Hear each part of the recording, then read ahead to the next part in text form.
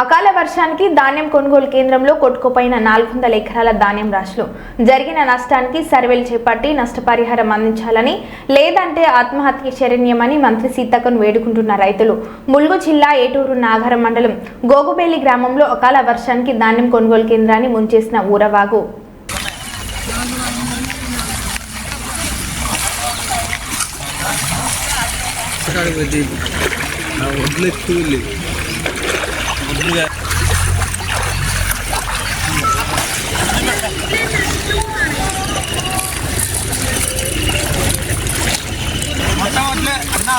ఇప్పుడు వరద తగ్గినాక అన్న వరద తగ్గి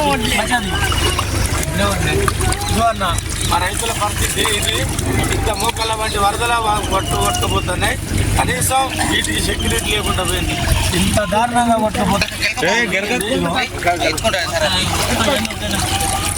ఇక్కడ ఓట్లే ఇవన్నీ ఓట్లే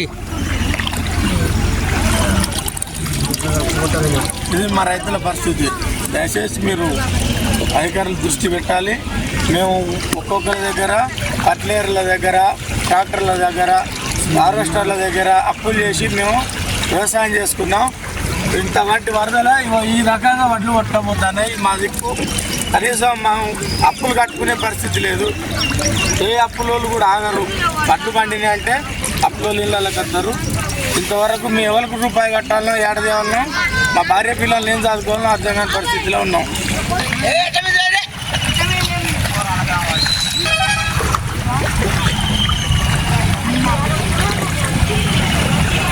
పెట్టిన రైతులో ఉన్నాము.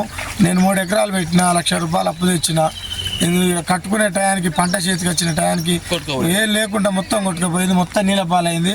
నడువుల వంటి వరదల మొత్తం మేము రైతులను చూసుకుంటూ అక్కడ ఏడ్చుకుంటూ ఉన్నాం. కానీ కనీసం ఏం చేసుకొని మా పంట నాపుకోలేని పరిస్థితిలో ఉంది.